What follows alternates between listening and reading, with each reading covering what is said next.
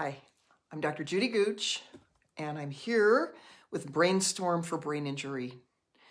Brainstorm for Brain Injury is a nonprofit organization, and it was started by providers like myself. I'm a doctor, providers of people that have had brain injury, and also family members of survivors with brain injury. And our goal is to help people in this country and even around the world to better understand brain injury. Brain injury is more common than you think and not well understood. And there's treatments out there that can help people. And a lot of times people aren't getting all of the help that they could. So our goal is to help with that. Every couple of weeks, I am going to give a Facebook Live presentation about somebody that I've seen in clinic that's had a brain injury. And it's so that we can all better understand brain injury. So today I'm going to talk about Ryan.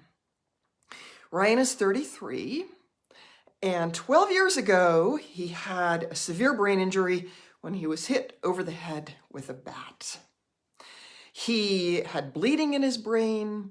He was comatose for a while. He had swelling in his brain and needed a piece of bone cut out of his brain to relieve that swelling.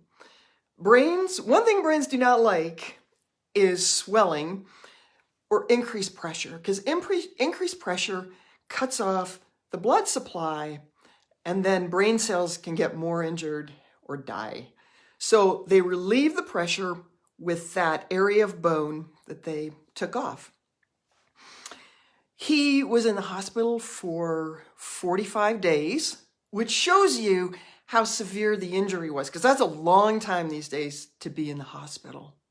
Before he left, he had inpatient rehabilitation, and they also put a bone flap back in to close up that bone window that he has, or that bone opening. So Ryan, over time, improved. He had right hemiparesis, which is weakness in your right arm and leg. And that's because most of the injury was in the left side of his brain. And of course, the left side of the brain controls your movement on your right side of your body. So he had hemiparesis, but he was walking, he was running, he was going to the gym every day. And in fact, he was writing a blog to help other brain injury survivors. Ryan also had spasticity in his arms and leg. That's muscle tightness. After any kind of injury to the brain, you can get spasticity or muscle tightness. The brain has a calming influence on the muscles of the body. So when you get injured, then you don't have as much of that calming influence and you get tight spastic muscles. So we gave Botox injections, or he got Botox injections, but anyway, that loosened up some of his muscles. Long before Botox was used for wrinkles, it was used for tight muscles, and it loosens them for a few months. So anyway, life was going along okay. And then a few months ago, Ryan came to see me. It was the first time I had seen him. And for the last 8 months, he'd been declining. He wasn't walking as well. His balance was decreased. He fell several times. He wasn't able to run at all anymore. He wasn't going to the gym. His memory was decreased. He had severe headaches, and he was super fatigued. Well, you can have some ups and downs after a brain injury, but this degree of decline is not normal, and of course it's not good. So we decided he needed more of an evaluation, and we did a brain MRI.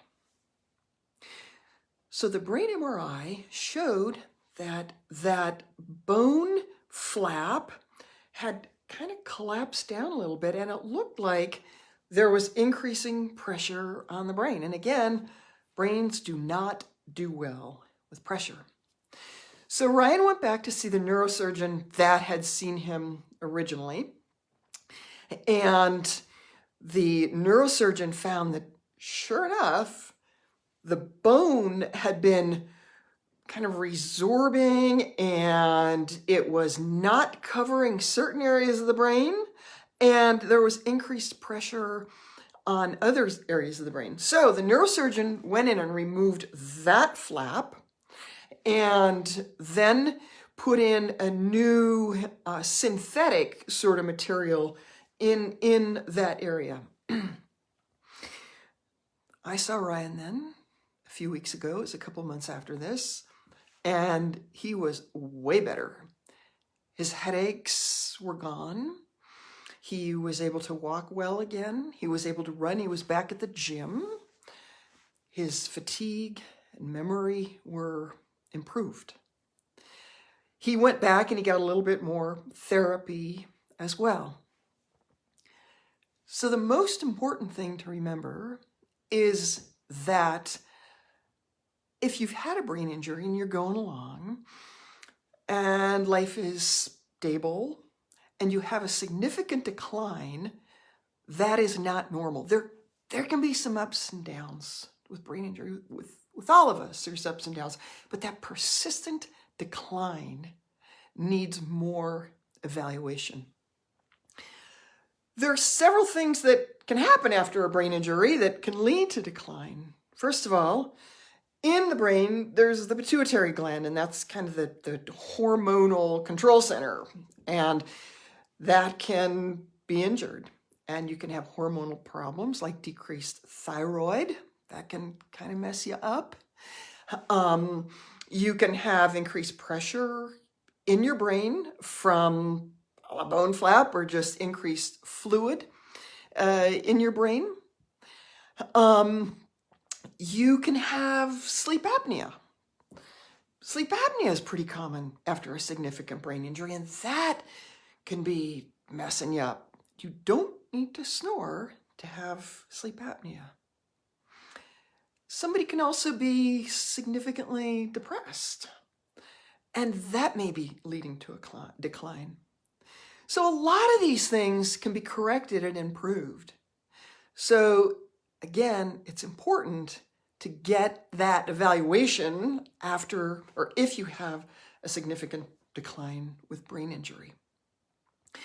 Also, after a brain injury, remember, there are lots of therapies that can be done. There's physical, occupational, speech therapy that can help you move better, use your arms better, think better, communicate better. So there is hope and there is help for people with brain injury. Thank you.